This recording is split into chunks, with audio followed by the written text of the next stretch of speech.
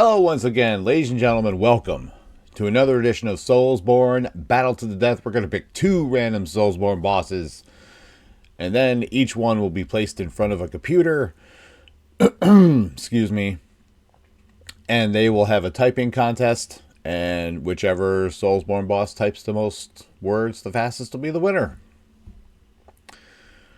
No community service this week, just a test of their fine motor skills, I guess, and their ability to type and their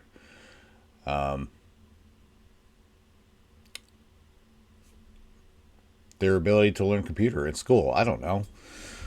I come up with these things, all right? I don't put a whole lot of thought behind them. I just move on. Just move on. All right. Two SoulsBorne bosses in a battle to the death. The battlefield is cleared. We have pretty close to 100 bosses in this little generator that I created. And if you watched last week, there are other things in this generator that can certainly create some interesting scenarios. We had a SoulsBorne Battle Royal last week. So that's pretty freaking cool. So you never know what the wheel is going to land on. We are going to stop the wheel very shortly, and we are going to find out what we are doing this week on SoulsBorne Battle to the Death. Deathbird from Elden Ring. Is Deathbird different than all the other Deathbirds? I'm pretty sure... Dear Lord. I've fought all of them enough times you'd think I'd know the differences between them.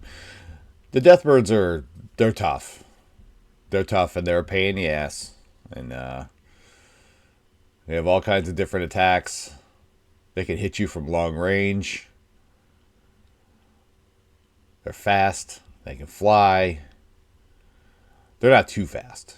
They're not too fast, but they can strike suddenly, I guess. So they are a pain. They are most certainly a pain. They are a formidable opponent in SoulsBorne Battle to the Death. So, certainly not a boss to sneeze at, that's for sure. Alright, let us take this wheel for another spin. We are going to determine the opponent for the Deathbird from Elden Ring. I wonder how the Deathbird did in the Battle Royal last week, and I wonder how it will do in the typing contest this week. So there's a lot going on. What did I have this contest last week? Oh yeah, it was a bailing out water contest because of all the rain that we have been getting in the Northeast. So I put the two bosses in different areas that had been flooded, quote unquote, and they had to bail out water, and the one who did it fastest be the winner. I guess Dancer won. I guess that's the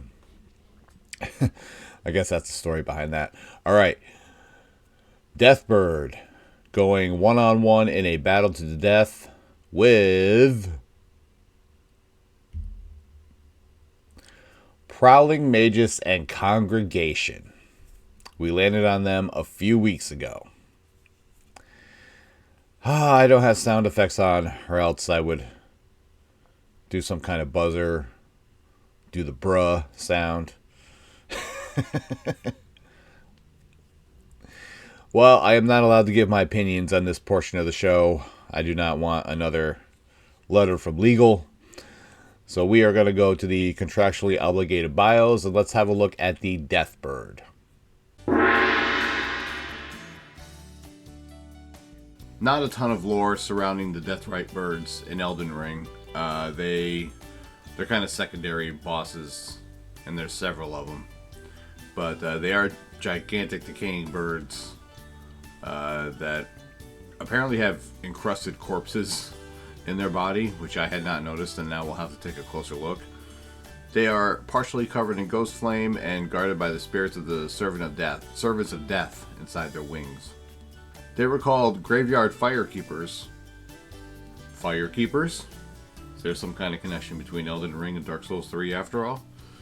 And their purpose was to tend the ghost flame by raking the ashen remains of the death of their kiln, whatever that means. They used to be much more active before the Erdtree existed, and now they're seen as malevolent entities by some. Priests of old were permitted to come among the Deathbirds and act as their guardians, and that would be, the exchange would be they'd be resurrected in the distant future. So that was their reward, I guess. And I guess some priests can be seen inside their wings wielding death ritual spears. Again, I'm gonna have to check that out. That actually kind of sounds cool. I'm very familiar with the Deathrite birds because I created a character in Elden Ring by the name of Freya, Norse goddess of death.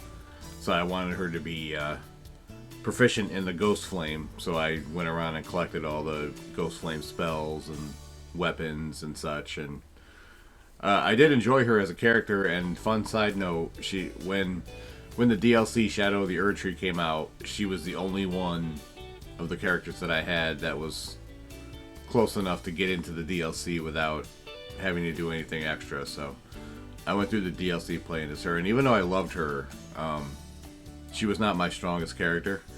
So I think it made the DLC all the more challenging.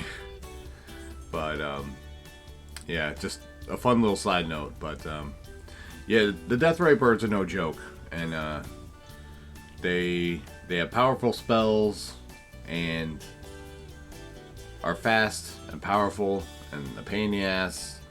And there's several of them in the world, and you have to beat them in order to get those spells. There's no other way to get them. So yeah, they're certainly an interesting addition to the SoulsBorne universe.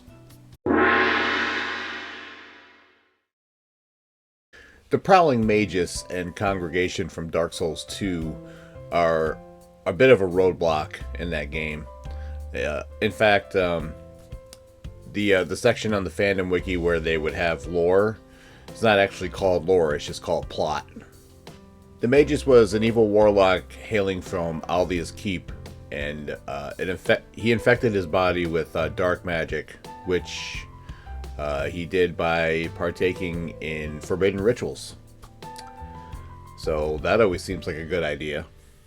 When Brightstone Cove, I'm not even going to try.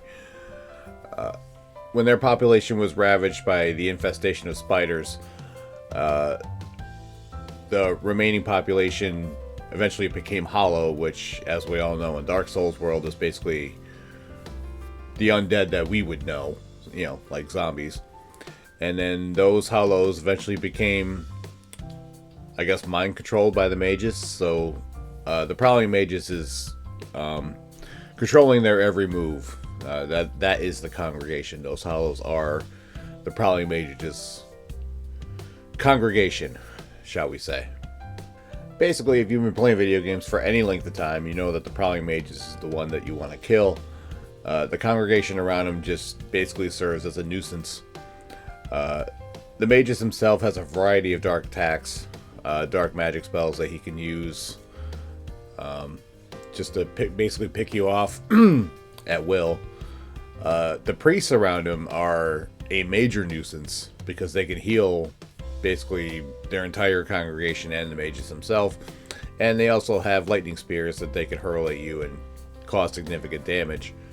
So obviously, as you can see, the difficulty in this fight does not necessarily come from the boss itself. It's the number of enemies and the fact that the priest can heal everybody, and it's just a annoying little roadblock in the series of annoying roadblocks that is Dark Souls 2. But as roadblocks go, I think, just my opinion, this one is relatively minor. So it is still kind of an interesting little fight, and I think the Prowling Magus and Congregation, they have the ability to surprise you, and they can certainly make you want to bang your head off of a wall, that's for sure.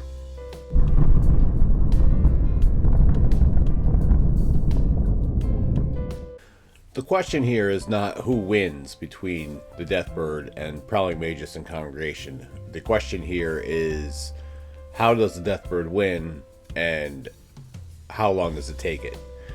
And in my opinion, well, I mean,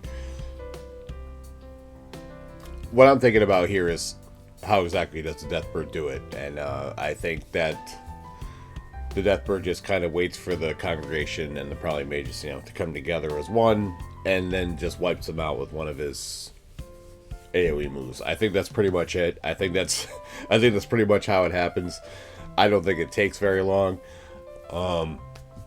Yeah, Deathbird wins this fight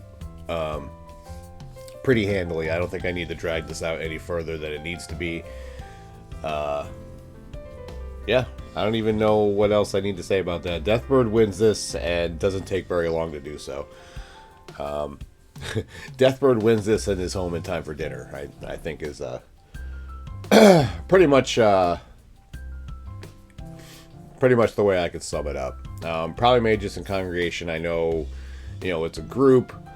I know they have the two priests that could heal everybody, but I apologize. But the Deathbird is tough. Deathbird has a lot of AoE attacks and sweeping attacks. Can attack quickly and fiercely, and I don't think that the Prowling Magus and Congregation have what it takes to defeat the Deathbird. And I do not think that is too controversial a statement. But if you think it is, you can leave your opinion in the comments. And with that, this latest episode of SoulsBorne Battle to Death draws to a close. RobertBlanchardBooks.com. If you're interested in the Roar of a Dragon series, you can read the first 3 chapters of each book there for free. If you'd like to hear more about them, the Rise of Dragons podcast, wherever you find your favorite podcasts. My Linktree, my Instagram, my Twitter are all Bobby's World 2110. Mondays, 3 p.m. Eastern Standard Time. It had been the Elden Ring No Crimson Flask Run Volume 1 Limgrave. That has now come to an end. Trying to get the shooting schedule in my head as I usually record ahead. I think the last episode just went up this past Monday. So this coming... Wait a minute. No. The last episode went up last week. So if you're watching this right now, this past Monday is what is the new whatever I'm doing. So it is likely going to be Dark Souls Remastered, the No Estus run. So that's probably what you're watching on Mondays, 3 p.m. Eastern Standard Time. So go check that out. And Elden Ring Volume 2, Learning of the Lakes, will be coming up shortly thereafter when I finish Dark Souls 1. And Wednesdays, 3 p.m. Eastern Standard Time is what you're watching right now.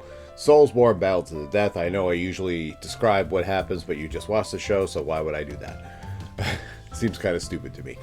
But yes, lots of fun over here on SoulsBorne Battle to the Death. And if you're interested in checking out the No Estus run, No Healing run, or whatever game I'm playing on that particular Monday, check that out Mondays, 3 p.m. Eastern Standard Time. So that is pretty much it. Leave a like, subscribe, notifications, and all that crap. I appreciate the love and support very much. There's been a lot going on lately, but I think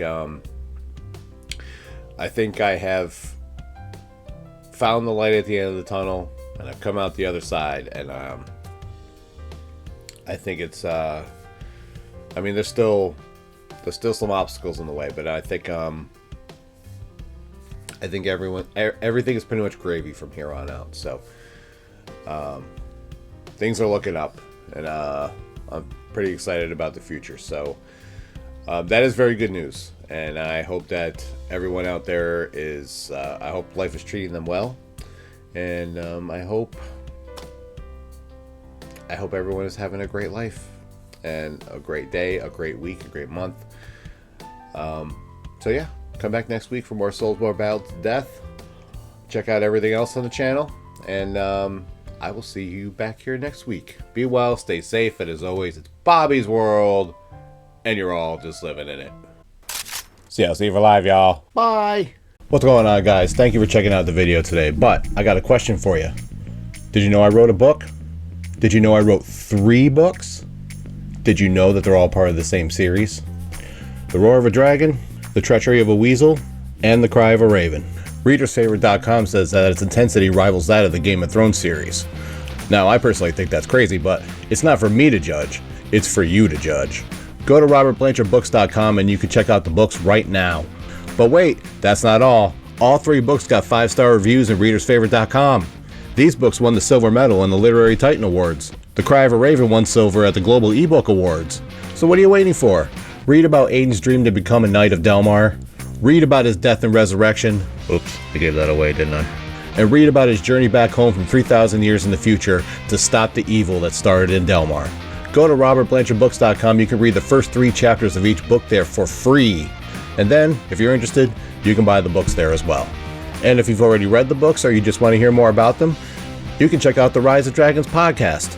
You can listen to it wherever you listen to your favorite podcast. And in every episode, I cover a character from the book, an event from the book, my journey into writing, and everything in between. Ripley, what do you got to say about all this? Give me a treat or I will end you.